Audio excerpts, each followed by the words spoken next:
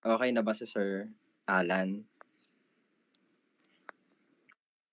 Patingin ulit. I-browse lang natin. Oo. Browse lang natin. Titignan ko lang yung mga title. Tagal, di pa nag-open sa akin. Chapter 2 po. Hindi, chapter 0. Sige, bala kayo. Awan ba? Awan. Nakikita po ba? Patingin lang ako ng problem. Sub-problems. Tapos yung mga data.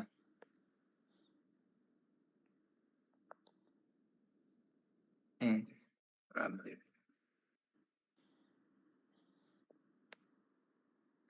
Kamusta bagyo dyan? Hindi kayo tinamaan ng Luzon? Sa Cebu yung... Kita po ba yung Hindi, nasa ano pa rin. Ay, di ko Word, nasa docs. Wait lang.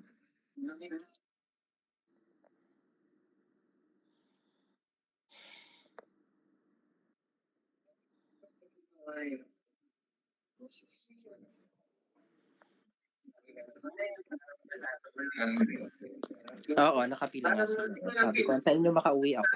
Wait lang. Ay, buti pa dito malamig. Ano po siya? Okay, wait lang. Sige. Mountain-based facilities in the Philippines na context ng infrastructure determined factor. Okay. Wait lang, binabasa ko yung one. How can architecture design topography, climate, natural site condition, okay, how the options compare.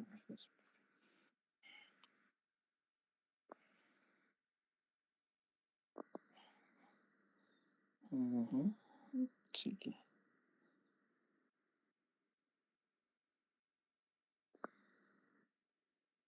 Yung number 3,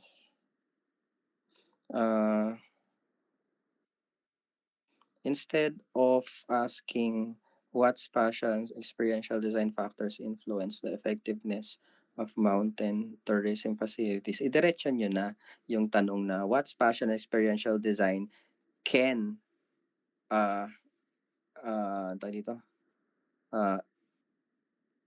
provide effective something instead of asking na ano. Kasi parang naghahanap pa rin kayo ng solution. Dapat meron na kayo sa title nyo, di ba? O, dugtungan nyo na lang. Instead of asking what spatial and design factors influence, tanong nyo na kung, ito nakita ko na. Na-open na yung ano nyo, file nyo. Nag-gets nyo naman? Okay, sige. Patuloy na ako ng 2. Sina-open ko na din yung file nyo eh. Punta na din ako dun sa 2. Okay. Susunod na ako sa inyo, na-open ko na sa kabilang phone eh. Okay, wait lang. Ako naman, wag nyo lang isara yan ha. Bubuksan. Iba-browse ko dito sa kabilang phone. Wait lang. Okay. Bakit naman yung ano nyo, yung title nyo ay punta nga kayo sa taas. Sa i-double check nyo pag PDF nyo ha. Yung PDF nyo kasi, yung title na yan, yung architecture as a response, nasa page 43. Hindi, yung title niyan. Yan o. Check nyo na lang pag kino-convert nyo sa PDF. Kasi, oo, nagkakaroon ng spacing, din, adjustments. So, yung yan na architecture as a response to the environment, nandun sa page 43, last line. O, nandyan siya. So, i-double check nyo lang. Mapipi-review naman yan bago nyo i-save as PDF. Yan yung problema kapag online eh. Nagkakaroon ng basta adjustment pag pini-PDF. Okay, wait lang. So, response to environment. The Philippines is composed of macro site, climate. Yes, before we start, please take Accessibility.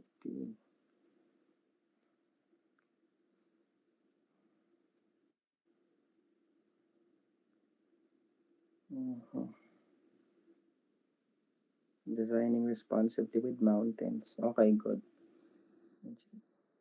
Talagang may nakalagay na legitimate staff members na talagang legitimate. Okay. Sustaining the mountain. Okay, good. Eh, di ba ang ganda talaga pag meron kayong title?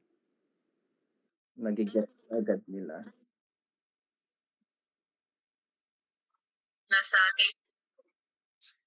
Nasaan?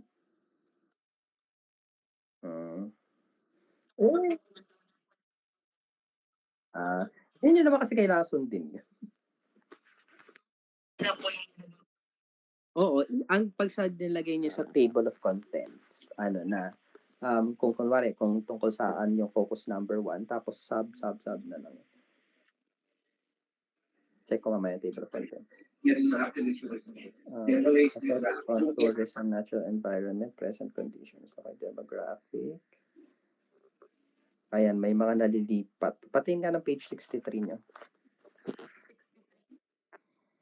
Ayan, nalipat na naman siya yung table. Bakit naiikot yung table? Next mo sa page 63.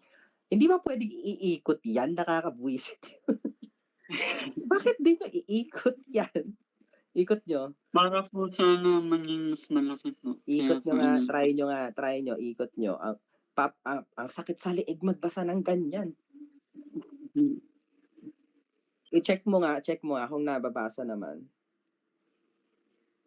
Papahirapan pa yung nagbabasa. Ay, doon sa taas, doon sa bilog. Yung Diyan. Gitna. Yan. Hindi pa marunong mag-ano. Oh. O, di ba, wala naman pinagkaiba yung sukat eh. O, ano? Nakakainis. Wala naman pinagkaiba. Oo. Ewan ko sa inyo. Para daw malaki, wala naman pinagkaiba yung sukat. Mamaya nyo na i-edit. Nilitan po ni Rain yun. Mamaya nyo na lang edit.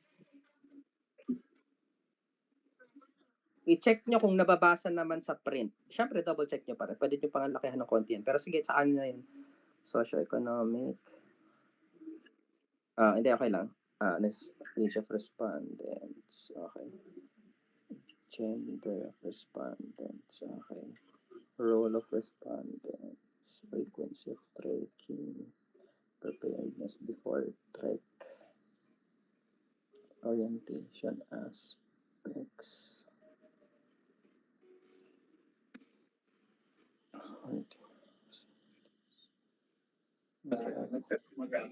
Okay, ayan. Saan to? Wait lang. Saan tong ano nyo?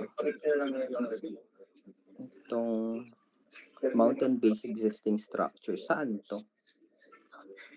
Yan, saan yan?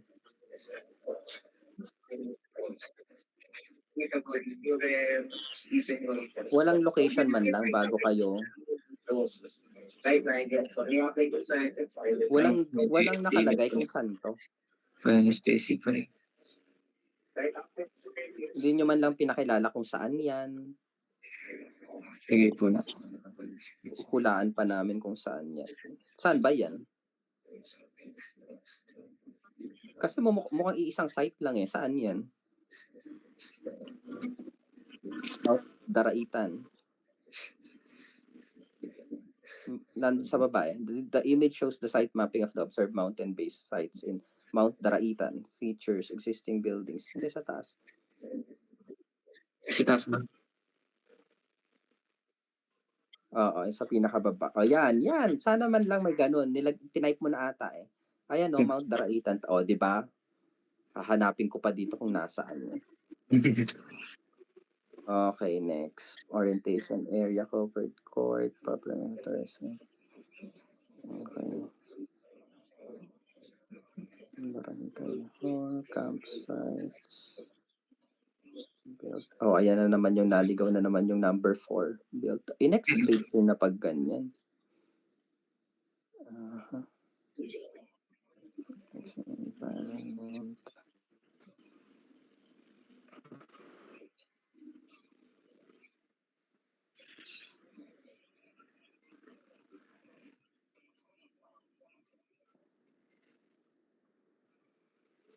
Communicate stakeholder insights on tourism management and facility needs. Page 81. Ayan, okay na. Yung title nyo, mukha na namang nakahang. Ito, formatting lang. yung title nyo, naligaw na naman yung needs sa baba. I-enter nyo naman yung community and stakeholder insights. I-enter mo yung sa on. Tapos ayusin mo yung spacing.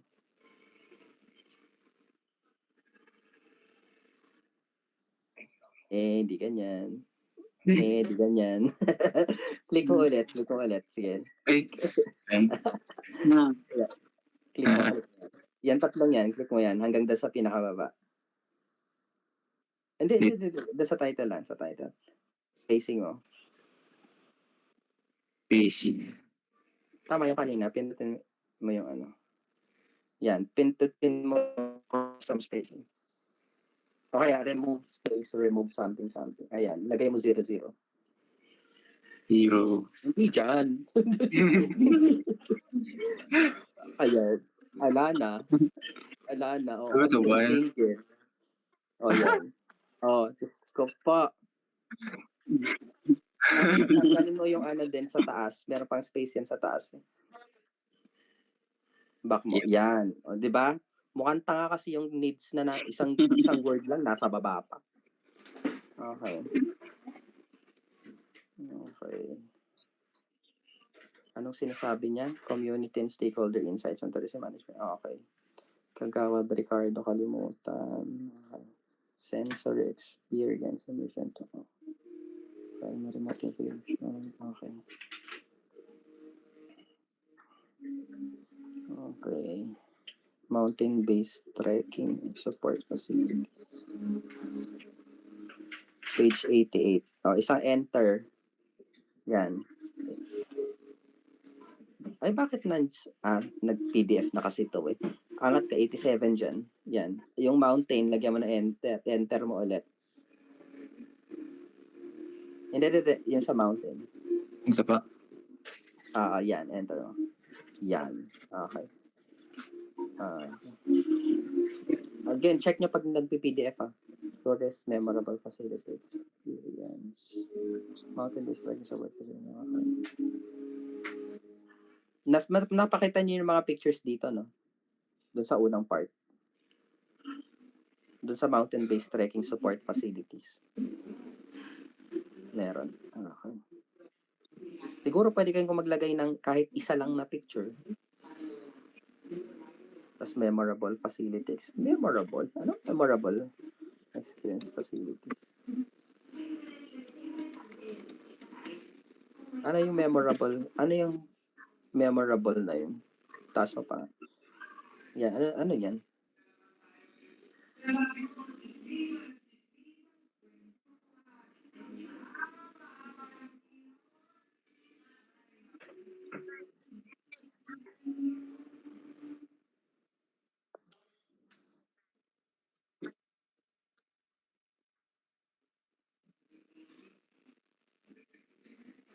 Pwede nyo i-number 1 yan. Kuwari, number 1, positive experiences. Tapos, susunod, number 2, comfort and provincial vibe.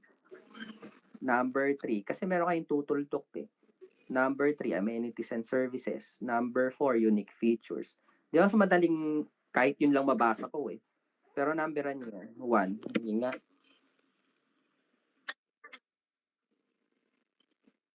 One na lang, number na lang. Yan. Okay. Tapos next, yung comfort. Next. Di ba mas madaling malaman kung ano yung mga memorable facilities? Pinagbasa mo pa ako ng napakadami. Unique features, ano ba? Challenges and negative experiences. Safety concerns. Overcrowding. Limited amenities. Cultural and community highlights. Tapos, yun na. Okay. Di ba kahit yan lang mabasa ko, yung unang mga salita lang, gets ko na. Yung pag-present kasi ng data, meron din yung accessibility sa nagbabasa. kung gaano nila kabilis magets, gaano nila kabilis mabasa, mahanap yung data, hindi yung pababasahin mo yung buong. Okay, next. Oliver Olarbe. Si Kuya Oliver. One of the board member. One of the board members. Mag-isa lang ba siya? Okay. Siya lang. Malay mo naman kasi talaga siya lang naman pala. Okay. O, ito naman sing a legitimate tour guide. Okay. Okay. Trekking immersion. Okay. Orientation, covering. Trail difficulty. Lack of proper orientation. Okay.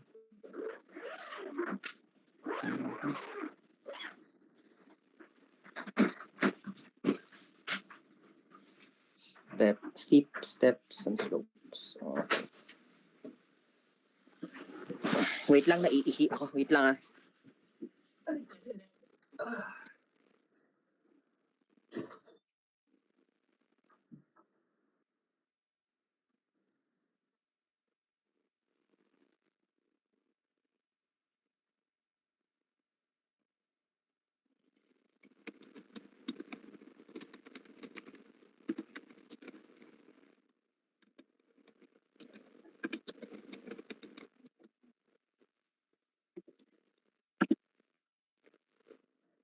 Galing ko magbukas.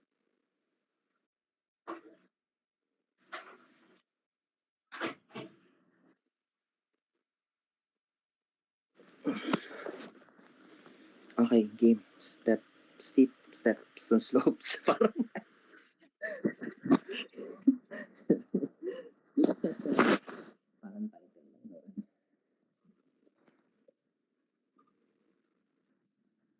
Foggy and reaction.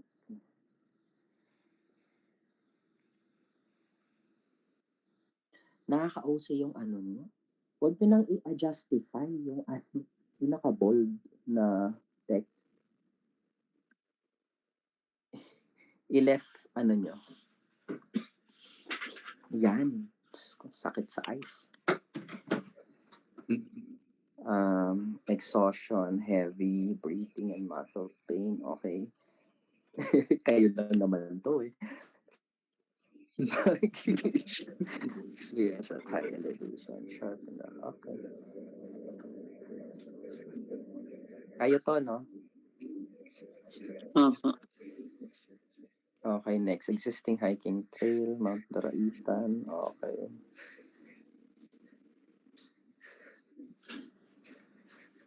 Research topics. Ano nga yung tatlong major concerns nyo? Number 1,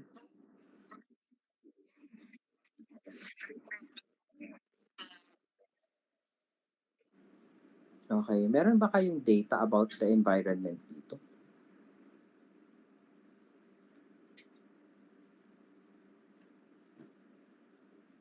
Nung existing? Or puro ano lang, specific?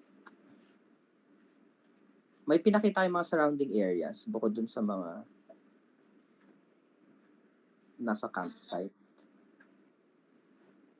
Tapos ano pa yung sub-problem nyo? 1?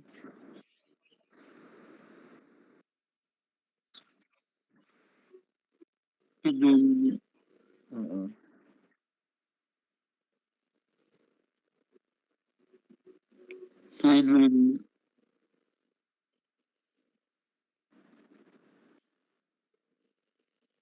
Sige, balikan nyo lang yung sub-problems nyo tapos parang pag nire-review nyo yung chapter 2, yung data nyo, naka-present din yung sub-problems nyo. Tapos titignan nyo kung ano pa yung kulang na data na meron dapat kayo.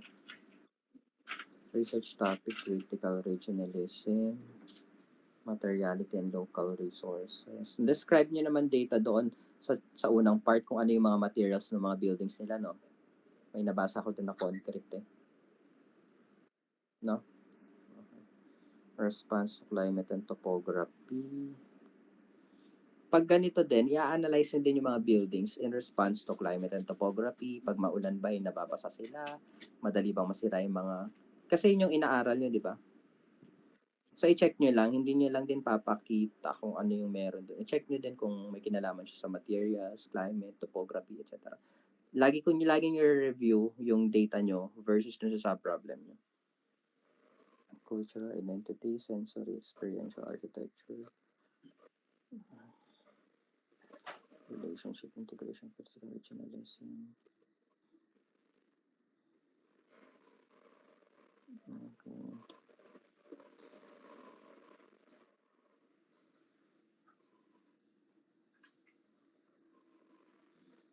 Naisip ko nga dito, wala ba tayong mga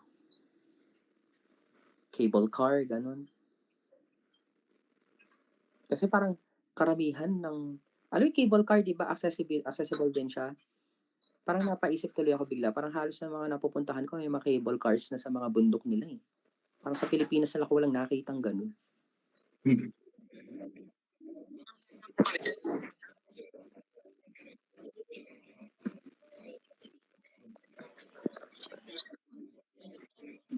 Mawawala na po. Mawawala daw po yung sense ng pag-akyat ng bundok. Kasi merong kasi you are also trying to provide access to people na walang ganun. Mas lalong gaganda yan, tatauhin yan kung may cable car pero iba yung daan. Yung tipong hindi mo naman din kita yung umaakyat. Tapos pagdating sa tuktok, pwede din kayo mag-camp. So, hindi ka na magpapagod. Exploration lang naman yun. Kaya lang kasi naghahanap ako ng mas malaki pang, alam mo yun, yung mas engrande, pero, tawag dito, nasa tulang dila ko. Hindi yung parang malaking, gusto nyong mangyari. Anong tawag doon?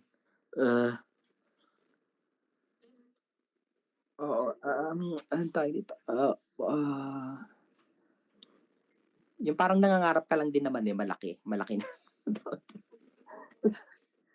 I-explore nyo lang kasi parang ang dami nang nangyayaring activities sa iba't ibang bansa na merong lang naman, parang option na yung mga pwedeng gawin. Saya kaya mag-cable car, tapos punta kayo makikita mo.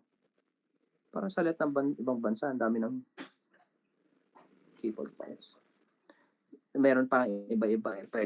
Pwede din na parang sumakay, hindi siya cable car, pero parang uupo ka din, tapos makikita mo yung mga ka-height mo yung mga puno, mga ganun. Ewan ko. Iniisip ko kasi yung experience parang since lagi akong gumagala kung saan. Parang wala bang mas remarkable experience dyan? Aakyat lang ba ako dyan? Oo, parang first ever, ganun. First ever something, mountain, something, di ba? Mag-create siya ng buzz na ayun lang. Itong mga masunggi, okay, masunggi. Gets ko naman din yun pero yun nga isa pang question, paano kayo mag-create ng sustainable and less environmental impact na mga ganong klase activities that can, let's say, add tourism opportunities, mga ganon. Explore nyo lang din. Masyado kasing hindi kayo nangangarap ng malaki. Yun lang. Kasi parang kung meron naman ding, at least sa Dahilayan, meron kayong mga bungee jumping, meron mga ganun. Punta na nga ako dito. Maganda to. Hindi ko alam kung anong bago dito. Meron nga dito race cart Nakalimutan ko yung tawag doon Basta masaya siya. Yun yung naaalala ko doon Tapos malamig.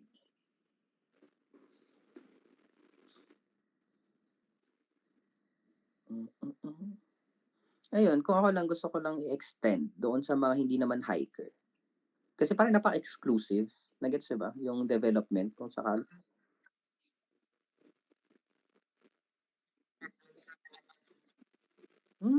Kaya parang mas magiging profitable kasi yan, 'di ba? Yung lugar kung meron pang iba. Yun nga lang kasi paano nyo nga make sure na yung ganong klaseng kalalaking development will not have a very huge negative environmental impact. Pwede kasi maghanap ng development na sa Europe, napakadaming ganun eh. Hindi naman kasi tayo laging, pag sinabi mong, kunwari lang, kung hindi man sinabing cable car, laging nakakasira na siya sa paligid. Eh, ang gagawin mo lang naman dun, poste, tsaka wala namang pollution yun masyado. Lalo na kung electric, di ba? Eh, yun, napapaisip lang kasi ako. Hindi ko sinabing gawin nyo, pero parang, ang cool kasi, parang ako may excite akong pumunta dyan. Anong something na mapoprovide nyo pa? Sige, hindi.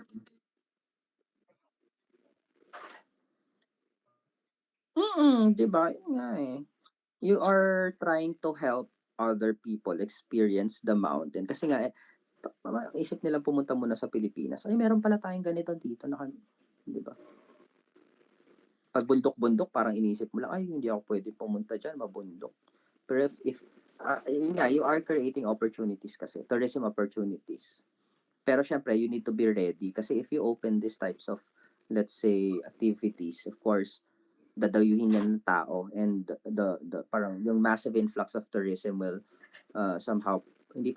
will definitely have a negative impact dun sa place. So paano natin ma-ensure yon na yung ganong klaseng commercial activity ay makakatulong dun sa education ng tao in the preservation of, let's say, Rizal or ng mga kabundukan. Okay, asa na ba ako? Case study.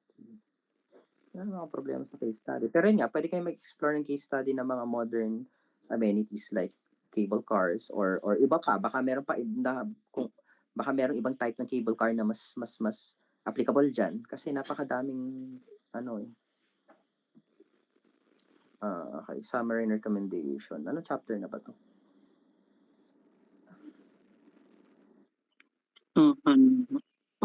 Bibliography. O bakit meron pa kang bibliography survey question 1, blah blah blah. Lipat nyo to.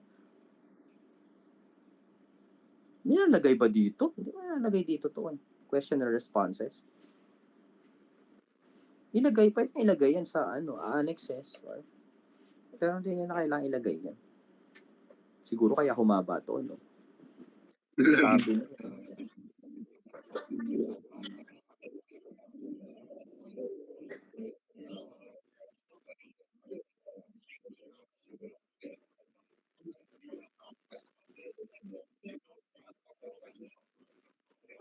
pwede naman doon. I-separate nyo na siya kasi babasahin ulit yan. Eh, di ba nga pinresent nyo na nga sa data, supposed to be summarized, na yun, tapos papabasa mo ulit. Pwede mong ilipat. Pwede kung gusto nyo ilagay, pwede nyo ilipat sa ibang part. Let's say sa last, or, sige, kung pinapalagay dyan, hindi ko na anuhin yun. Pero for me kasi parang, kung dyan pinapalagay, wala akong problema.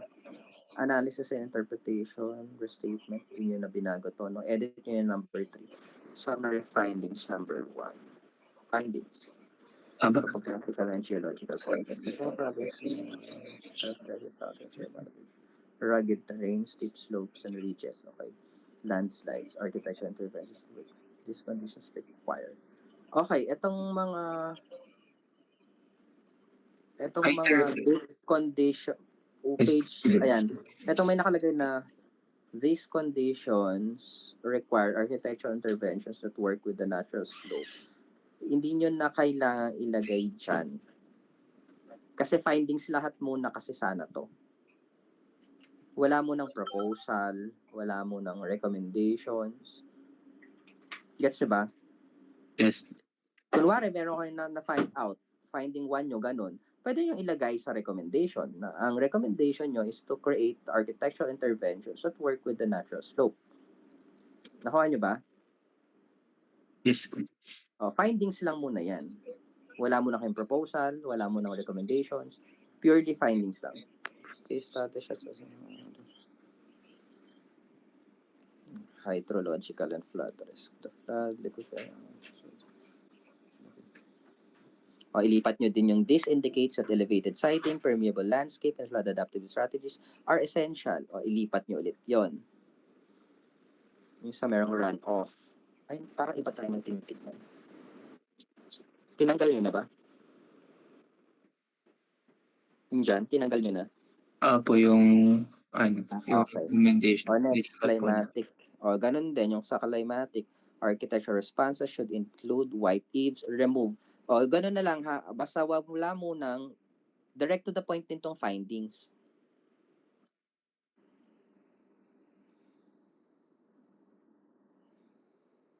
Tas number 8, tanggalin nyo. Kasi ano na to, proposal part na to. O ganun, gawin nyo sa lahat ha. Walang makikitang recommendations dyan, proposal. Punta tayo dun sa... Tas di natin super kailangan mahaba. Needs identification. Okay.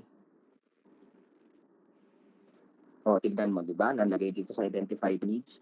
Need for mountain-based facilities that are adaptable to varying topographies. Tama naman yan. O, tsaka lalabas sa recommendations. Employ sustainable architecture farms. Yung recommendation nyo, dapat meron ding with natural landforms. Okay, topography. Develop modular and adaptive building forms. Okay. Dun sa identified needs, kung kaya nyong gawing specific yung need nila. Kasi architectural needs na to. Kasi medyo, ano pa tong mga to? Medyo general. Kung kaya nyong himay-himayin pa. Kasi itong parts na to ng design proposal will be your reference pag naggagawa na kayo ng translation. So they should be at least, hindi naman super specific, pero at least specific. Nag-gets ba? Nag-gets ba yung point? Yung hindi siya masyadong super general, pero hindi naman yung sobrang specific na down to the sizes and dimensions. Yun, kunwari yan, develop a modular adaptive building forms that follow mountain's contour. Ano pa? O number 2, incorporate passive cooling and heating system. Pwede nyo gawin na number 1, 2, ganun. Or naka-bullets, pwede. Tapos, pwede nyo ding himayin sa kunwari, need for adaptable to varying topographies. Tapos susunod, the need to blah blah blah dun sa climate naman. Tapos next doon sa ano pa ba? Ecological and something. So para mas itemized lang. Tapos dun sa pangalawa, the lack of conducive facilities limits visitor comfort, orientation, and safety. Tapos dito din sa identification of needs, kunwari pwedeng isa lang, kunwari gusto nyo ganito. Tapos pwede kayo magkaroon ng multiple design proposals and recommendations. Hindi naman siya one-to-one. Pwedeng naka-bullet type din sila dito. Zoning, ganon. Ito meron. Establish a master plan that organize circulation, zoning, eco-sensitive operations. Tapos second bullet, integrate educational and orientational. Nagets ba dun sa, yan. Pwedeng separate na 2 bullets, yung establish siya, integrate sa recommendation. Pero pwede nyo i-retain na isa lang yung sa need. Para lang nakahiwalay, kasi iba na yung item ng zoning at saka integrate educational and orientation components But parang ang weird ng integrate educational and orientation components. Anong ibig sabihin ng orientation components dito?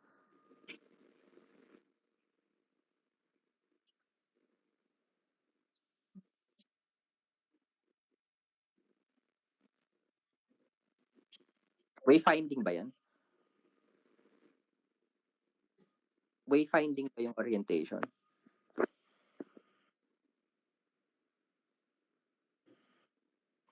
Hindi ko lang mag-gets yung integrate educational, ano yung orientation components? Wayfinding ba to?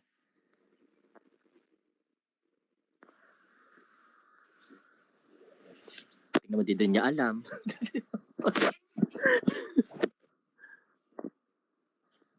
Ano nga yun?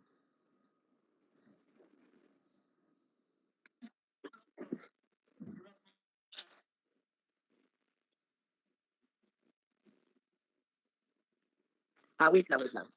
Ibig sabihin na orientation mo, ito yung pag-orient nila, hindi siya, okay. Pwede. Kasi sa atin, pag architectural terms, it's either a direction yun or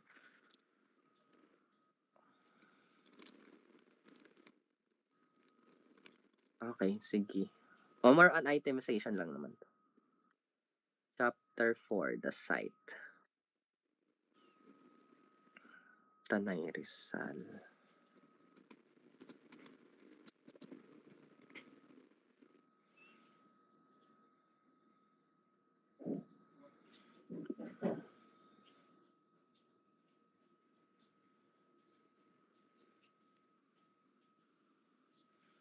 Bakit meron pa kayo ditong bulleted na located within mountain bases, accessible? Eh, 'di ba dapat nasa criteria na 'to? Nakakalito kasi. Yang bullet. Meron kang bullet diyan, tas meron ka pang site selection criteria. Eh, 'di ba selection criteria na din 'to? 'Di ba?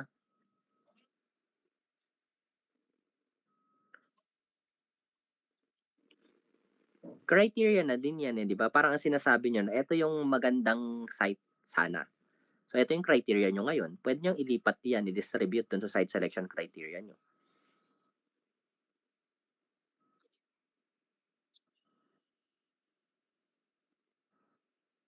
Kasi meron ka ng site selection criteria tas may bulleted ka pa diyan. So, parang ang tanong, ano susundin namin dito?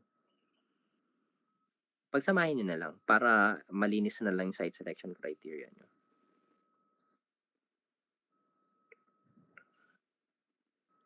Kaya po namin nilagay yan kasi po nung nag-lesson po kami kay sir, sabi po niya sa background of the study, Hmm. dun daw po nakalagay yung kung ano po yung i-expect namin na makita sa lugar. Kaya po naglagay po kami. Tama naman 'yun, pero pwede niyong ipasok sa site selection criteria. Okay po. Kung puwede kayong maglagay dito ng paragraph siguro ng summarizing itong mga bullets, pero, puwede niyo ipasok na ano, sa site selection criteria. Okay Puwede po. niyong sabihin Okay. na that can be parang, discussed, dun sa in detail dun sa site selection criteria. Puwede kayong maglagay ng isang paragraph dun sa dulo, tas site selection criteria, distribute niyo kung saan.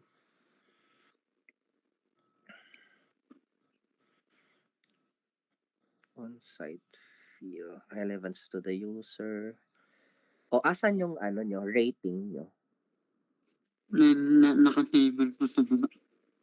Hindi, bago 'yun. Explain niyo muna, bago dumating ng site justification. Para alam nila paano yung pagre-rate. Oo, ba't nasa dulo? Hmm. Ano yung gagamitin yung rating? O, 'di ba after ng site selection criteria, eto ngayon yung ano natin, rating. Oo, gawa kayo ng table diyan, explain niyo lang paano niyo i-rate. Tapos itong site justification, hindi pa 'to site justification, eh, site selection pa rin 'to.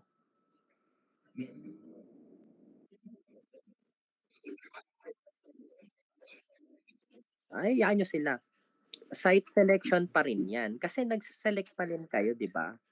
Yung site justification 'pag may napili na kayo. So, site selection pa rin 'yan. Oh, explain niyo muna, eto, site selection tas 3 sites were selected, or were, parang selected by the blah, blah, blah based doon sa mga initial, criteria na sinet niyo. And then further down magkakaroon kayo ng, parang rating wherein hahanapin niyo yung best na suitable.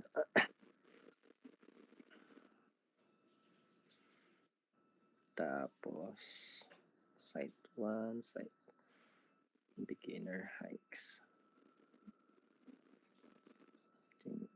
Hikes. Site. Ay, madami ba 'to?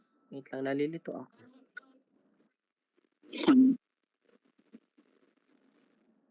Marami kayong sites.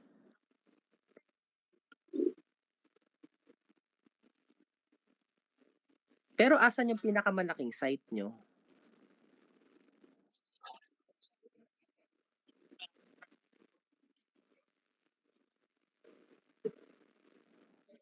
Thanks. So, asan yung mga maliliit na nodes?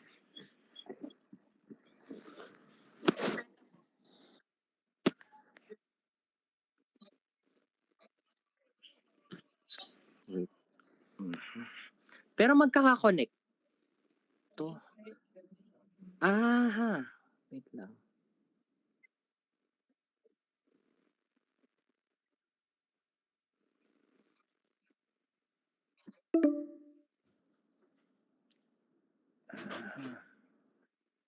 Nalito ako. Site 1, 2, 3. So, ibig sabihin, magkakaiba pa to ng ng kunwari, sa beginner hike, iba yung pupuntahan ko. Opo. Tapos dun sa... maganda sana, isa na lang yung drop-off point nyo. Tapos, andun na yung beginner, intermediate, o iba-iba yung ruta kasi.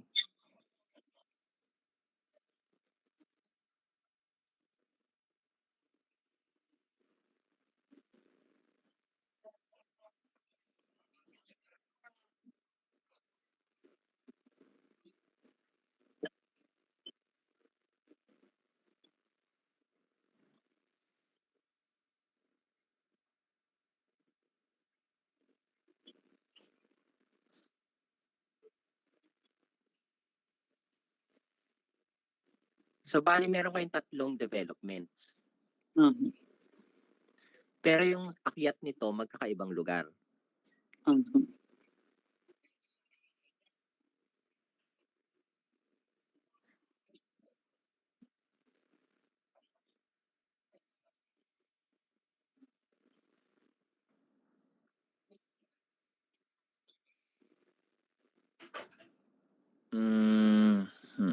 Site 1, site 2. Aha. So, ang pang beginner is si Mount alin? Kulis. Pulis. Okay. So, yung intermediate, Masungki. Masungki. Tapos yung mahirap, Dry. okay. Ganito siguro. Every after ng nyo, ng beginner hikes, explain nyo ano ibig sabihin ng beginner hike. Tapos, after ng site 1, 2, 3, meron na kayong doon, table. Gets ba? Meron na kayong table doon. Tapos ipakita nyo na din yung kung saan yung dapat nga inuna nyo to eh. Inuna nyo dapat itong mapa na to eh. Itong ano ba to? Yung explain nyo muna yung yung beginner, intermediate, tapos tsaka yung difficult na ba expert. Ipasok nyo muna yon para naintindihan nila bakit hiwa-hiwalay. Tapos sabihin nyo na each level of difficulty in hiking parang will have parang specific site para sa kanila. So parang tatlo ang i-develop nyo. So unang part is yung beginner, tapos intermediate, and then yung expert. Tapos after nyo explain nyo muna yung ano yung mangyayari. Kasi nakakalito siya, ang daming site na pinakita dito eh. Explain nyo muna anong mangyayari. Tapos tsaka nyo ibagsak, okay, eto na tayo sa beginner. Ito yung Mount Kulis. Tama? Tapos site selection 1, 2, 3. Tapos pakita nyo yung kung nasan siya sa Mount Kulis, kung mapapakita nyo kung saan siya banda. Malaking Mount Kulis eh. Magkakaiba yung site nyo kung nasan ba siya dyan. Makikita nyo ba? Mapapakita nyo pag sa susunod na gawa.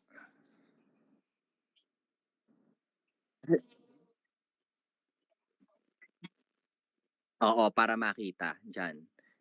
I-zoom nyo ngayon yan si Mount Kulis. Meron kayong tatlong sites doon. Site 1, site 2, site 3. Pero yung malaking yan, ipakita nyo sa pinakataas na meron kayong, lagyan nyo ng title. Kung sa ilalim ng picture ng Mount Kulis, beginner.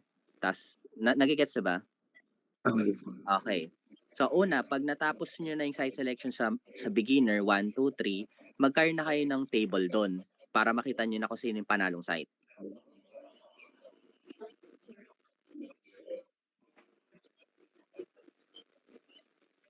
Oo, kasi hindi naman yata sila connected eh.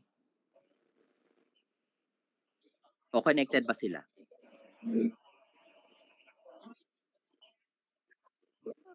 Paano sila magiging connected ngayon?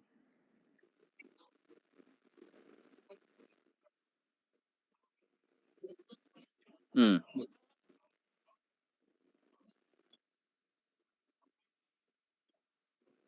Hmm. Hmm.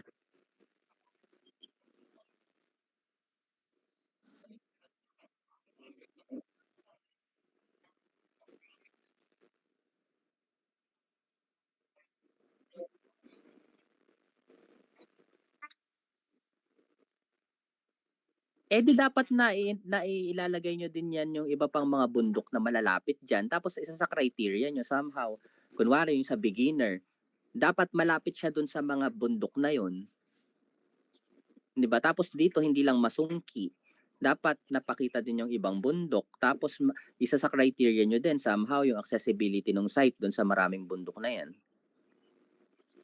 Na-gets ba?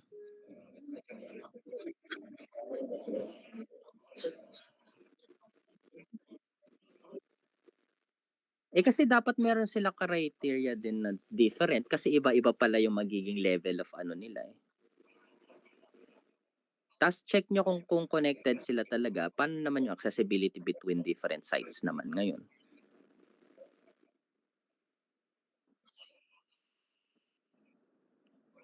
Ayun lang naman. Medyo nalilito pa din ako kung ano yung magiging program nyo dito.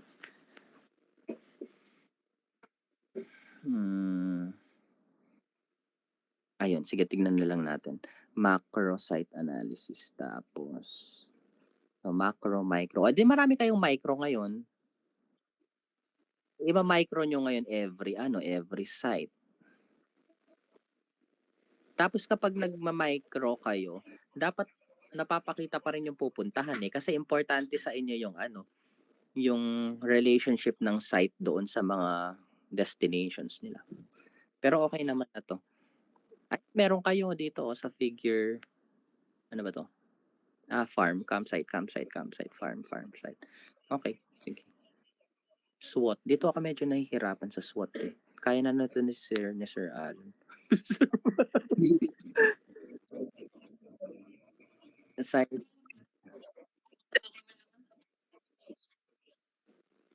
Oo. Tama. Ba't wala kayong mga picture? Ito meron. Dapat marami kayong picture dyan eh kasi site analysis yan. Kunwari, existing condition ng site, may mga pictures pa doon, kung ano yung mga halaman na meron doon. May mga hayop ba na meron doon? Anong mga local na hayop na makikita? Anong mga klaseng halaman? Kasi environment kayo, dapat alam nyo kung anong meron doon. Anong uri ng lupa? Anong uri ng bato? Ano ba? Yung, may topography naman kayo. Kasi pag micro, dapat sobrang detailed nito. Hindi lang siya generic na contour. Tapos alin yung flatland dyan para alam nyo kung saan magtatayo, kung kailangan bang flat or yung saan yung mga pwedeng buildable areas. Kung hindi nyo man naman sasabing ito yung mga buildable, pero at least dapat nakikita dun sa site. Kasi yung site analysis, kaya nga kayo nag-a-analyze ng site, isang reason para malaman nyo kung saan kayo magtatayo at kung anong condition ng site para pag nag-design kayo, compatible siya dun sa site. So yung micro nyo kasi parang generic lang na mga ganito eh. Wala akong nakikitang specific na meron dun sa site, di ba? Pag tinanong kasi, ito yung tinatanong pag micro eh. Anong meron dun sa site nyo? Describe nyo nga, ganun. Ako pag ganyan tatanong ko, anong puno meron dun? Kasi sabi nyo, anong puno meron dun? Anong mga hayop yung pwede ma-disturb? Ano yung community malapit dun? Tapos, ano yung mga road networks, ano yung mga road networks papunta doon sa site nyo, existing utilities doon sa site nyo. Kasi pag nagtayo kayo dyan, kailangan nyo ng kuryente, kailangan nyo ng tubig, kailangan nyo ng daanan pag nag-build kayo. So, kulang to ng mga sobrang detalyadong bagay. Yes, sir. Kasi orientation eh. Ayan, Sir, meron naman kayo kailangan din na po ba facility. nun? Ano? Sa microsite po, kailangan din po ba ng soil test dun kada site? Eh kung mabibigay nyo naman, meron naman yata kayong general na soil classification dun sa macro nyo eh. Eh di hanapin nyo kung anong kulay siya dun. Di ba may kulay-kulay yun? Di ba may kulay-kulay yun? Di hanapin nyo dun kung anong ano siya. Tapos describe nyo. Ito meron pala kayo. Vegetation and ecology. Pero parang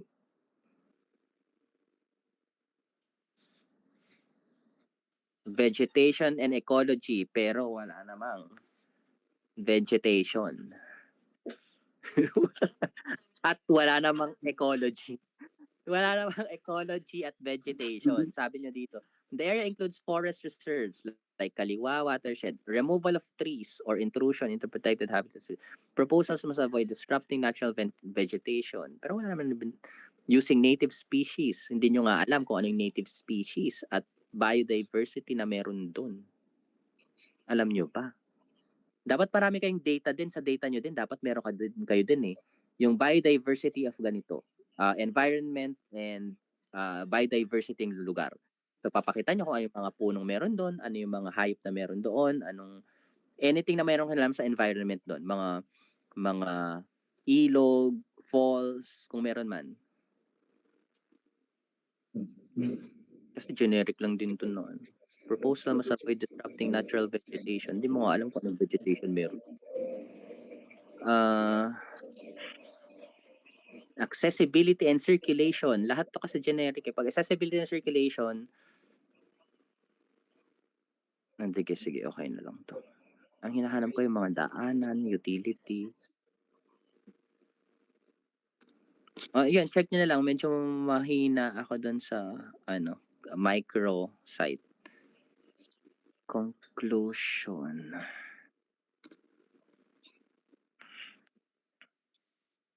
Anong regional characteristics ng lugar pala?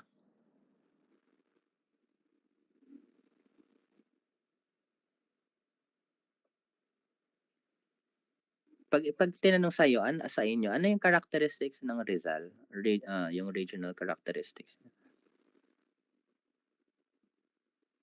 Mountainous.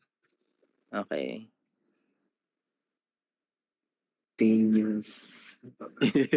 Alam ba mo?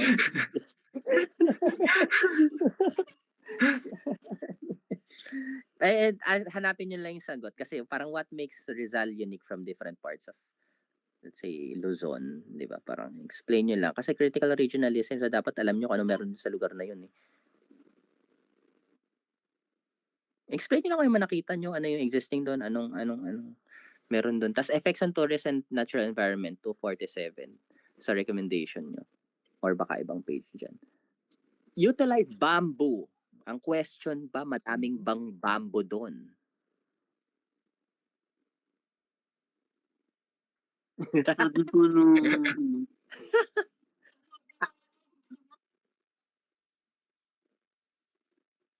Actually, alam ko maraming bamboo doon eh. Kasi may mga projects kami na gumamit ng bamboo puro sa Rizal din. Pero yun nga, nabanggit nyo ba doon sa nyo? Sana nilagay nyo sa data nyo yung may kinalaman doon sa local materials na ginagamit nila or available materials na meron doon. Kasi isa sa mga ginagamit nyo yung di ba, local materials. So dapat nabanggit din sa data yan eh. Kaya nga i-check nyo yung nyo, yung tawag dito, sa problems nyo, kung meron na ba tayo dito, parang wala nga akong nakitang materials dun eh. Meron pa? I mean, ano bang local materials na meron dun? Tapos bigla kayo nag-propose dito ng utilize bamboo, timber. Sige nga, anong klaseng timber?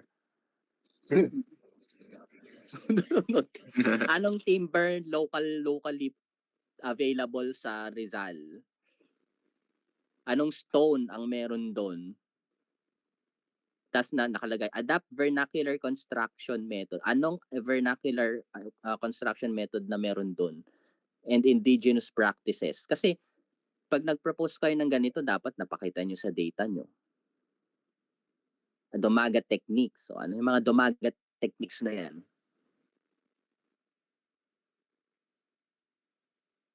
So, tingnan, wala man dito. Kasi masasagot nyo to kung nakita nyo na-present nyo sa data nyo, di ba? Kasi nasasagot ko nung sabi, local building techniques nila or architecture nila. Madalas po gumagamit sila ng bamboo kasi maraming bamboo doon. Tapos ito yung mga na puno doon na pwedeng kunwari according to DNR. Kunwari lang, hindi ko alam. Na ito po, hindi ko din alam kung anong puno meron din. Kunwari,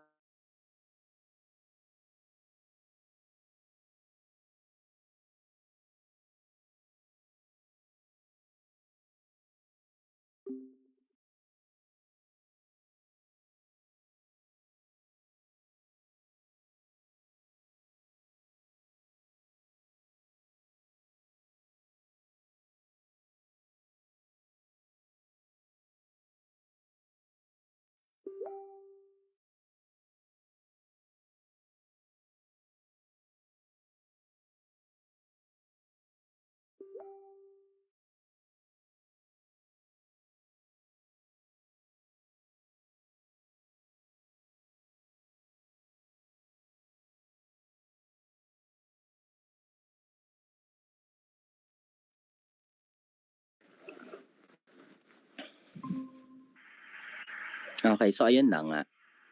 So basta pag naglalagay kayo dito sa bandang dulo, make sure lang na meron kayong, record nyo muna. Make sure na alam nyo yung mga sinasabi nyo dito. Nakalagay, promote local material sourcing. Ang question, ano yung local materials nila dyan?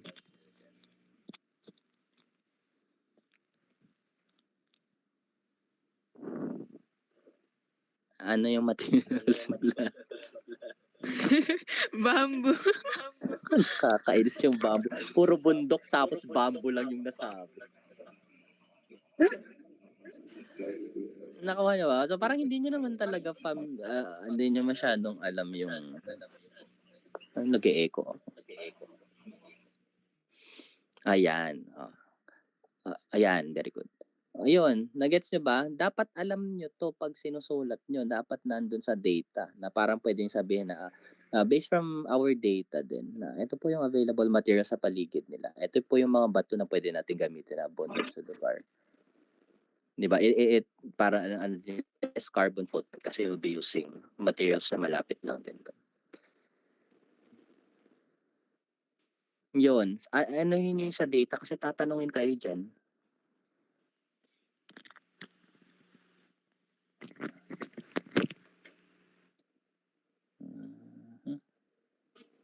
Medyo madali naman yata hanapin sa internet yan eh. Yung mga abundant na materials na local puno doon or halaman for building materials.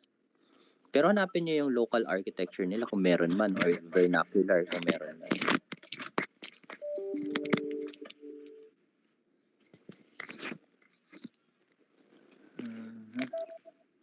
Wait lang, ang dami naman nating fans. Wait lang, nag-notify sa Instagram ko. Effects and tourists, natural ventilation, sensory experience. Ulit nga, wait lang. Design proposal. Pwede kong i-bullet na lang kasi yung iba dito. Hindi, sige, okay.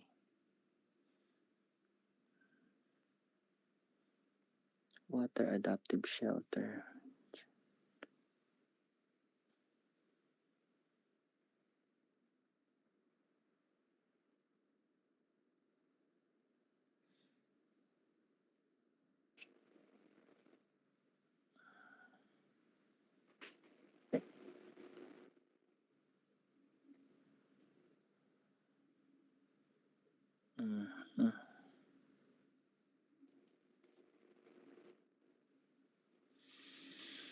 Okay, sige.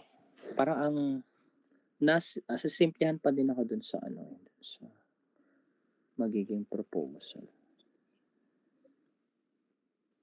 Parang walang nakaka-wow na ano dito na. Uy, meron silang ganun.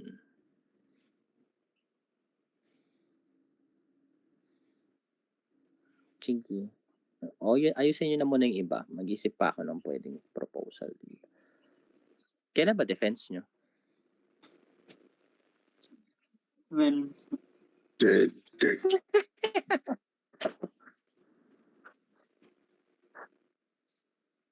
Ay, book pa lang naman yan eh. So, for sure naman wala na.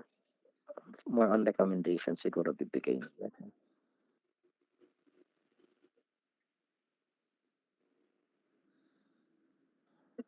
Mock up.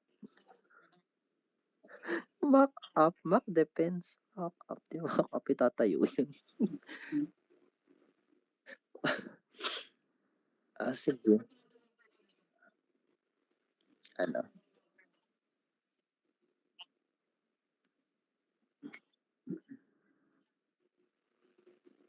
Siya na lang.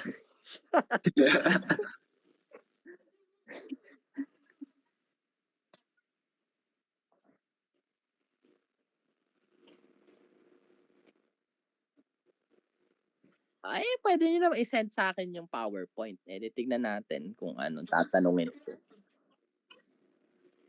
Yung PowerPoint, parang awa nyo na wag yung tadtarin ng text, nakakabusit magbasa.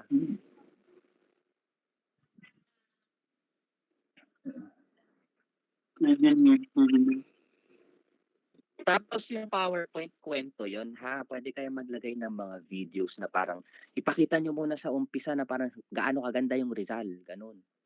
ay, pinagbawal po kami ni Ma'am Parunga po. Bawal ano? Bawal daw po ang video. Ay bakit? August oras daw po. Ay talaga.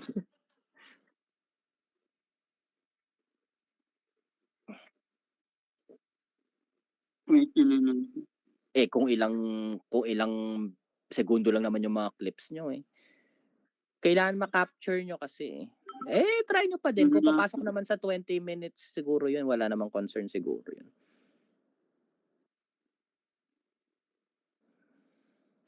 Tapos pwede kayo kasi maglagay ng vision board eh.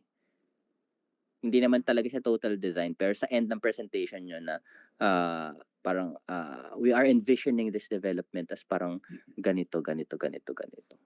Tapos pwedeng may ano lang doon, visual presentation. Not necessarily design nyo na, pero may idea na kayo kung ano yung magiging ano. Oo, parang tapos maglagay kayo sa dulo ng ng mapagbagbag damdaming parang Rizal, a gate, syempre hindi siya gateway din, pero parang a gateway to something ganyan. Hindi ko alam kung ano ilalagay niyo. Basta yun, bahala na kayo dun. Pakita niyo na lang sa akin. Okay, salamat po. Okay, sige, baka makatulog na isang grupo.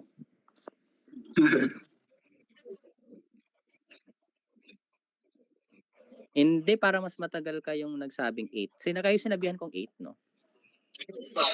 Sila, hindi ko sinabihan. Basta yun na. Sige na. Bye-bye. Okay, salamat po. Okay.